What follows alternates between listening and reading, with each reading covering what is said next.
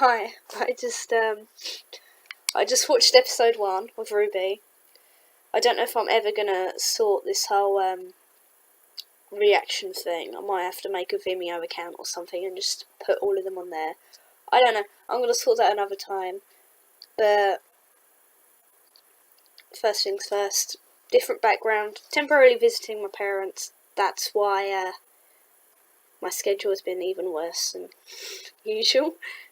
And that's why this has come a fair bit later. I'm lucky that I had a video as backup, the Dragon Prince one that I could upload from when I had slightly more time. But yeah, otherwise I would have watched this straight away, but you know, yeah, so if anything it's built up my sort of excitement and it helps me think about the sort of things I want for the season. And straight away this first episode has given me something. It's given us more, I don't say more than I expected, because that makes me sound like I don't expect anything from the show, but it's just like, you know, the first episode of a series, even if it's like in one of the later series, it's not necessarily the strongest. And honestly, if this ended up being like the weakest episode in the entire series, then this would be the best volume in RWBY, I'd say. Because that was great. I mean, first off, they were like, well, yeah, I think they started with a bit of action with the Grimm. And obviously straight away you're like, oh, nice, it pokes you up a bit. Like, you got so much. Oh my god, where do I begin? I don't have notes, I literally just watched it, so I'm gonna ramble. Please forgive this.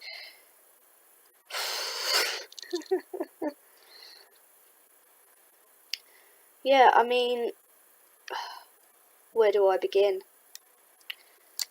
I mean, it's sort of, I appreciated the narration with Crow. I think some people can feel like someone narrating over something that's happening to deliver exposition. It's like, it's not ideal, but in this case, it was done fairly well, I reckon.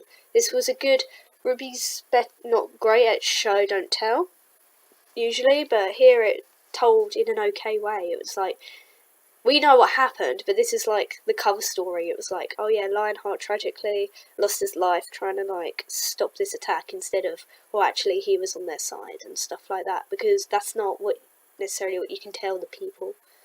I think that's what it said. I'll have to rewatch it if I ever have time. But yeah, because that's enough to make you think back and be like, yeah, oh no, wait, this actually happened. So you naturally want to do the work, instead of like, oh yeah, previously on RWBY. It's not like it's like, this is exactly what happened. And that was good. And we had the scene. This might not be entirely in order. We had the scene that we actually got a clip on YouTube. It's a good scene to get a clip on because it doesn't like entirely spoil the episode, and it's very wholesome. I like seeing RWBY and Yang as sisters just together. They're so cute. They're just, oh my god, there's just like family goals. I love them. And then Weiss just being upset, it's like, oh, we have to go back to Atlas, and then RWBY just being like, oh, it's okay, we'll be here for you. Like, we know things are going to go wrong as the audience, but I really like this episode, and like the intro seem to be hinting a bit more about developing RWBY as an individual, but also her dynamics with her other teammates. Like, she's going to be a sister with Yang, and it's not like, oh, well, we've developed that a bit, so let's drop it. It's like, no, you need to sort of keep that up, because you don't, I mean, I hope you don't just go around systematically dropping people when they're less interesting to you, you know, especially people you're close to. Like, they're still in your life, and you still interact with them, but you get a bit more like her and Weiss just sort of like being there together for each other, like as partners, and I'm like, that's nice. They just sort of like plant that seed there, because they haven't been together for so long that it's just like, how do we integrate these two characters where one of them, Weiss, has developed so much, and there's still enough like familiarity for them to just sort of click and come together. And It's really sweet, but it's such a nice scene as well. We get a bit of Renora, which is good, because however you feel about any of the ships in the show, however controversial some are, everyone ships Renora. However you feel about any other ship, I've never met anyone who's like, do you know what ship I hate? Renora. Like, so we've got a couple of Renora scenes, like, not just in the here, but also we've got them in the intro and later on in the episode, and it just, they're so good. They're so good. I'm sick, so if I have a cough or my eyes are watering or something, it's that. I don't think I'd be able to cry on camera that easily if my Adventure Time finale reaction proves anything. I just cannot cry in front of people. But it's nice to. Volume 5 we didn't get a lot. We didn't get as much from them. They helped during like the fight at the end of Volume 5, and I had like Nora had a cute scene, and Ren had an exposition scene, and that was about it in Volume 5-ish. But here, straight away, it's like, these are them characters being themselves. And it was sad, because they had to send them off, but I understand that, because one of the biggest sort of criticisms I see with RWBY, it's that it has too many characters to know what to do with. And it's a shame, because when you spend so long making a character, I can attest to this, you're like, oh, this character's really good, and they can do this and this and this, and I need them in the story. But the thing is, you already have so many good characters, and there's only so much time. And it's nice to see them sort of, however good the character is, be like, we need these characters in the foreground right now. I mean, it does make me sad, because I love Ren and Nora, and I really love Ilya.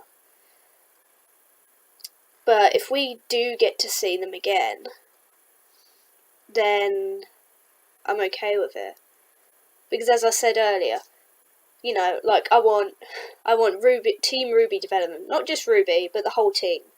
So that's already 4 people and 6 relationships. That's a lot. And we also have Oz.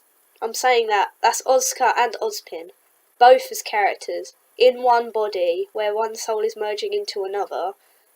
That's a lot. We have Crow, in fact. Team Stark, are we going to get stuff for them? Maybe. We have this new woman who, I don't mind them adding yet another character, because if she is a silver-eyed warrior, we need that. We need that exposition. We need something. So I'll very much accept that. Plus, due to her like age, she'll probably have a different dynamic. It won't be fellow teammate. Like, if she's old enough to be a grandmother, that would be nice. That would be a nice relationship. I love like found family tropes, to be honest. So if she's like adopting RWBY, that's fine with me. But yeah, like Team Stark, and then there's like Emerald. I want Emerald development. I want Cinder to come back and have something, even if it's not this volume. But the amount of cloaked figures in this volume and on the poster, like, she's probably coming back this volume, which I won't argue about her coming back early. I love seeing Cinder. And we have Neo and Salem. And I said Emerald like 3 times already, but Emerald... I'm a bit biased. I want her to have something. I want her to have a redemption arc. But that's the thing. However much I love like Team Juniper, there's already so much that I want that's being hinted at. So it's just like, if we come back to them after we've done some stuff with these characters, because stuff like integrating, like trying to bring Neo back. Neo is like, she's had like less than 10 minutes of screen time in this entire season, in the entire program. And we haven't seen her since Volume 3, and it's now Volume 6. So trying to bring her back and explain why she's relevant now in plot,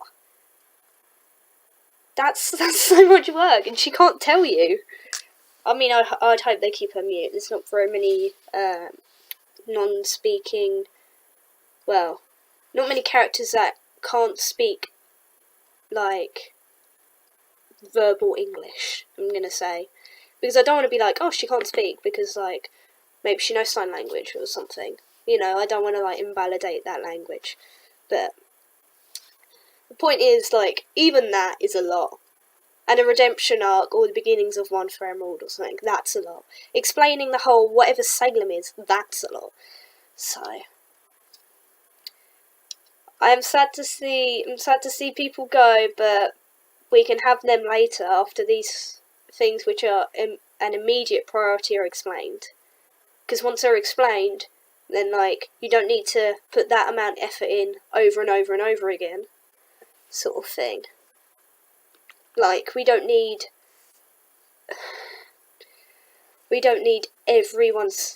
Weiss's character explained every single episode, because we already know who she is, so you wouldn't have to do that.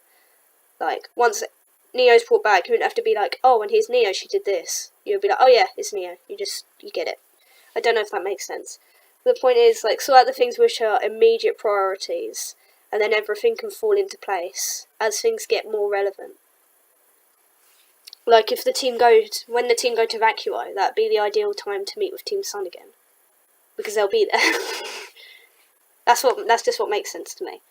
And they better come back to Team Juniper and Ilya, because we love them. I mean, I love them at any rate. I haven't met anyone who hates them. Well, I've met some people who hate Ilya, but yeah. Oh wow, this is so much. Okay, how do I even articulate this? I'm just having a lot of fun. This is exactly what I needed after being sick. I feel so much better. Just need to sit down and watch cartoons or anime, whatever, animated shows. You sit down, get a blanket, you watch those, you feel better. That's my experience anyway. But yes, we've got all of this. We've got all this lovely stuff. We've got these lovely new Grimm designs. I love them so much. I'm a bit of a monster nerd. If I haven't made this clear enough, I really love monsters. I really love good character designs as well. And those monster designs were lovely. It's just everything with that kind of animation engine becomes kind of solid and blocky, which you can tell with like RWBY Semblance. But even with these Grimm, which have feathers and breathe fire, things which aren't physically tangible in the same way as, like, I don't know, their claws or their horns or their flesh, which are quite solid, they managed to make them look okay, like, fine. Like, the feathers look like feathers, they don't look like lots of blocky strips. They actually look like part of an organic being, which is quite difficult to do when you're working with literal solid shapes, and I don't know how to explain this.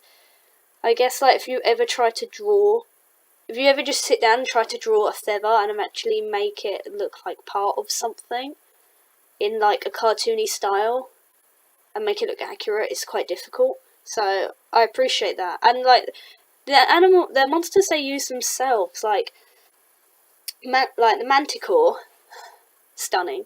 They went for the more draconic sort of look to them, the more recent look where they're sort of merged with dragons, and that makes a lot of sense because they need a long range attack. I understand that, so breathing fire makes sense. And I have a soft spot for manticores. They're one of my favourite types of monsters ever. They're so interesting, and like, so if you've never heard of a manticore, just go on like Wikipedia and read the article on it, because it's just like, if you don't know anything about like monsters, it's such a bizarre concept and it's so fun. But that big one, I think the big one was their Sphinx. I'm not sure. They don't want to give them humanoid faces. I understand that, because that's a lot. I would like to see a Grimm with a humanoid face other than, like, Salem at some point, though, because I think it'd be really creepy and fun. But I love that. It reminds me of, I feel like a fake fan. You know the owl spirit in Avatar? When it changes and warps and its neck gets really unnaturally long and it gets pointy and stuff. I like that. It makes, like, because something with a flat face a flatter face, joining onto a larger fuzzy body. And an owl-like neck makes sense. I like how they just like tried to break it down into a cohesive creature, because trying to make a mix of very different body types and stuff go together as an actual monster without them looking just stuck on is quite difficult. But they've managed to just do that, and it looks like it's a really solid monster design. I said it looks like it comes out of a video game or something. And I'm talking too long about it, but oh my god, this is really good. It just looks really good. Like, the backgrounds look really good, and the monsters look really good, and the train looks really good, and like the trees look really good, and the snow looks good, and you see people's semblances. I mean, you don't see Yang's, but that's like plot related, and I want to see what it looks like in the new engine at some point. I'm counting on it, but everything just looks so good. If you watch that episode after watching like Volume 1, you can see like this. However you feel about how RWBY's changed, that's such a step up in animation quality, and I really appreciate that. You've got so much. Okay, let's rattle through some things. Let's go quickly before I can't let myself just focus on the same things. Okay, so you have that lovely scene, and we say goodbye to some characters, and it's really nice and well done. Ilya's on point. She looks so sad. I want to hug her. I'm glad she got that hug. And Sun, they sort of, I don't want to say they fixed his character, but they fixed his character. It's like you can see him care about Blake as a friend, and care about his team as a team leader, and also their friends, and it's good. And we get Neptune back, and I'm like, towards Neptune, but they did it in a way which makes sense. And he had to try and flirt with Ilya. I hope she literally just turned around and was like, I'm a lesbian, just didn't. Please leave me alone. Yeah, sorry, I'm not I'm not 100% a Neptune fan. That might change if they give him the same character development, the same treatment they're giving Sun's character though. He feels like it's good because they try to, sometimes when like a character's not working right, they're like, oh well, let's just make them an idiot, because then people just like them because they're an idiot, and that can really go either way.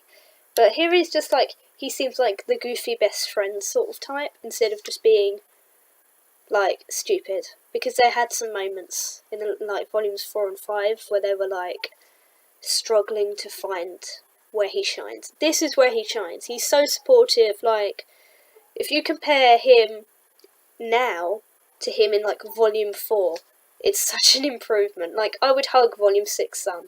Volume 6 Sun is a friend and a bro. He's a good boy. So nice. We get Tweedledee and Tweedledum, as predicted. They're divs, they're morons. But one of them might have just died, and one of them, well, you know what, he could have lost his arm. Let's be real, he could have lost his arm. He could have just straight up got it ripped off, and that's like what I thought happened at first. And that's why I was like, because I just heard the noise and they cut away, and I was like, oh, in RWBY speak, that means, yeah. Usually when they cut away, it's generally like someone got sliced in half or something, so I was like, oh dang, you might need another arm, but no. So yeah. Oof. Yeah. That was really great how they used that moment to develop RWBY as a leader, and also plant the seed that Crow might be a bit morally dubious, because I'm not going to be like, whoa, Ozpin was the real villain all along, Crow's evil, everyone's evil, plot twist. That's not what I'm looking for. I'm just looking for like some kind of, it's like impossible for me to believe that everyone on Ozpin's side is 100% pure good and everyone on Salem's side is 100% pure evil. I don't think it works that way. I mean, I've said, like, even on the evil side, Emerald, I believe, can be redeemed. Maybe Mercury. Hazel's definitely not 100% evil. Salem's probably got some tragic backstory going on. Cinder, well, I don't know if we're going to get her developed backstory-wise. I'd like her to, very much. But yeah, she's definitely 100% evil. But when you contrast it with other people, that's sort of what makes it clearer. But and I just want that sort of acknowledged on both sides. That it's not just clear cut, you know. And I like that because it's not like Crow was evil all along. Plot twist. It's more like him sort of being desperate for some kind of solution to this, that he sort of forgets himself. It's like, what are you doing? That's you're just scaring people. That's not. And then Ruby handles it because she's good and pure. I like that. I appreciate that. It's just, it shows the sort of almost like Ruby could be a good Paragon character. I don't know how to. That's a character type. You might have to look at it on TV tropes. I don't know how to sort of convince people to follow you, sort of thing. But that's not 100% accurate. I don't know how to. She manages to get through to him just by being like herself, and it's great because it shows why she's the leader. Because all four of that team of Team RWBY have their own fantastic qualities, but you can be as talented, like, physically and, like, intellectually and stuff as you want, but you need to be able to connect with people on a real fundamental level and get them to understand what you're saying and to listen to it. And if it's an instruction, obey it, or if it's a request, to, you know what I mean.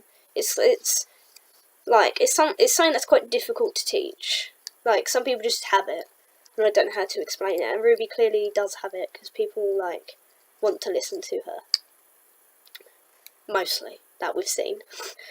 But yeah, and then we see a bit of John helping and stuff, and then you can see a bit more how he's actually useful to Team Juniper. I'm still going to call it Juniper even though Pyrrha's not there. Bite me. You can see how he's an important unit to the team, which is good. I'm not a fan of John at all, but if they sort of if they do manage to sort of fix his character, like they did a bit with Sun, then I could become a fan. It's up to them to give him enough development to do that, but, you know, I'm not going to say no to a good thing that's been given to me for free. If they make it feel real, then yeah, I'll have it, and maybe I'll even become a John fan. Who knows? It depends. That's not a sentence I ever thought I'd say. But yeah, and that's a great moment. We get loads of cool fight scenes. We get a good song. We get a moment where a sort of, I don't know how to explain it. It's not even a flashback. I'm not sure. I'd say it's like a hallucination. I think it's difficult to sort of, in a visual medium, to sort of get oh, I thought I saw, but I didn't. Of course I didn't see that. Of course I couldn't be there sort of feeling. You know, do you ever get that where, like, you look outside and then you think you see, like, someone standing there or something, and then you, like, look again and you're like, it's just a shadow, and then you're like, well, of course no one was there. But you're just like, I don't know, that might just be an anxiety thing. But, well, as someone with anxiety, I do appreciate it.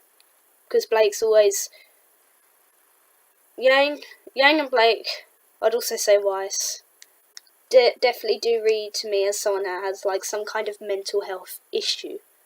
You know, I mean, they've all got trauma, like, actual, like, not fantasy trauma, but, like, actual trauma that we have in real life, you know? Like, Weiss's abusive family, Blake's abusive partner, and her being literally forced into a cult.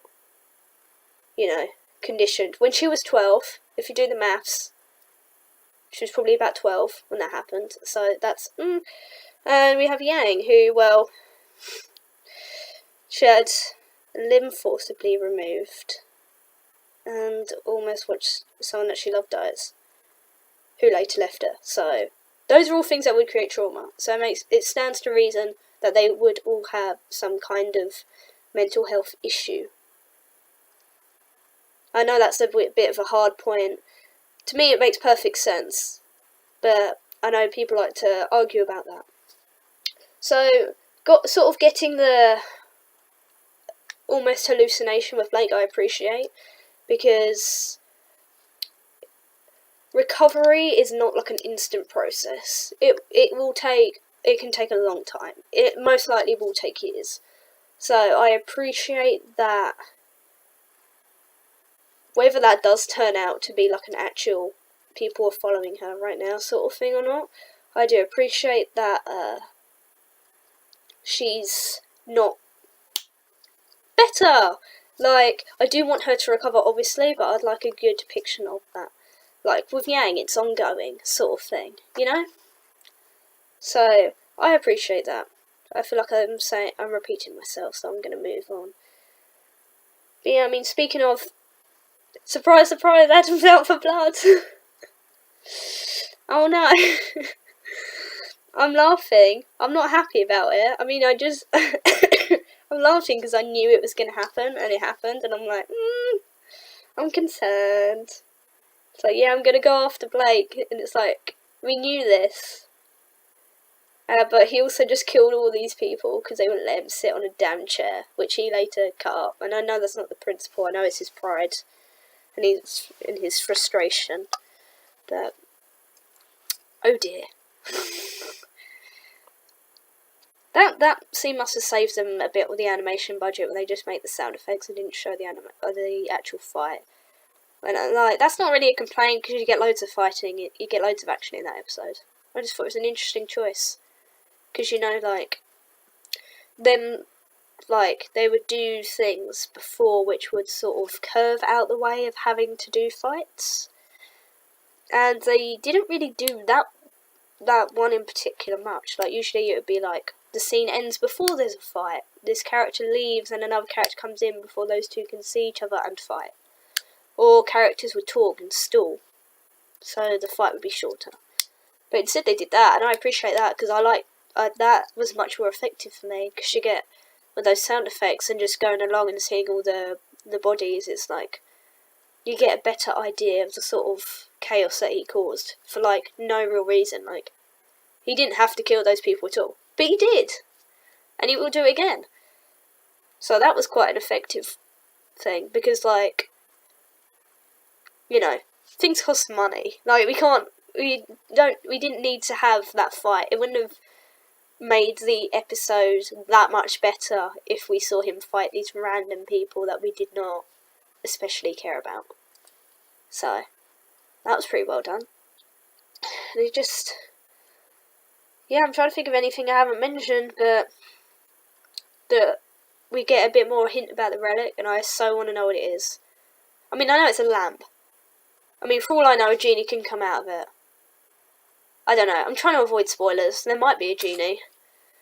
I just know that there's a character named Jin, which is a genie name. But, like, Yang's also called, like, Sunny Dragon, but it doesn't mean she's, like, an actual dragon, so, like, it might just be, like, an Easter egg. But, you know, I mean, for all we know, there's going to be a genie or something. Plot twist, that's how Emerald gets redeemed. I don't know. If the relic is a lamp and there's a genie and Emerald's Aladdin, then that's so much. I mean, was she going to escape on a magic carpet? I don't know. I'm joking a lot. But yeah, I'm excited to find out what that is. The thumbnail of the next episode is like Oscar's face, so maybe we'll get more lore then. That'll be fun. I'd appreciate that. And also, Gram, the old lady. That's what I'm calling her until we find out her name. With the cool goggles. I love her. She's only said like one thing, and I stand. I love characters where like something absolutely horrific happens, like a train crash, and then they're just like, "Yes, how are you doing?" Like, she's so good. I'm so excited to meet what has to be the Silver-Eyed Maiden. Maiden? Silver-Eyed Warrior. Maybe she's both. Who knows? But I'm so excited to meet her. And this, I mean, people knew this train was going to crash. I didn't know so much of the trailer would be this first episode, but I'm okay with it because like the intro already gives us so much. Like, they're just not trying to spoil things for us, so I understand that, because the intro for Volume 5 literally gave us all of Volume 5. It literally said, this happens, and this happens, and this happens, and this happens, and this happens. We just didn't guess it. But they can't do that again, because now we know that trick, so we would guess it. So, I understand that. I'm just excited to see what happens next. And if the next episode is a Oz-focused episode, then we'll finally see what all this fuss is about. And yeah, I'm gonna stop rambling now. My point was, I enjoyed this very much. I like the choices so far, and I think they've listened to some of the criticism that people have been giving them, which is good. It's a very difficult thing, but necessary thing you have to do as a creator, is listen to criticism and take what you need and work on those things to make the project so much stronger. And you get hints of that already. So, in theory, the season should just get better and better from here on out. And now I'm really looking forward to the next episode, and I'm just gonna have to wait for it, because you can, like, if you do get to watch my reaction, the adverts are in there, because I just don't have that kind of money right now. So, I'm gonna have to wait. But, yeah, it's fine. I wouldn't steal for RWBY. It's available for free. That would be sad. But, yeah, I would not do that. Anyway, I hope if you actually watched this video that you enjoyed my ramblings.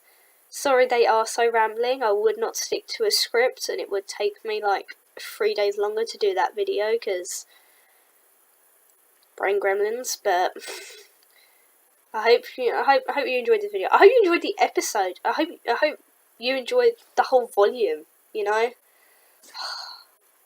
I feel I've got so much more energy after watching this episode. I'm gonna get some homework done. Anyway, I hope you enjoyed. Goodbye.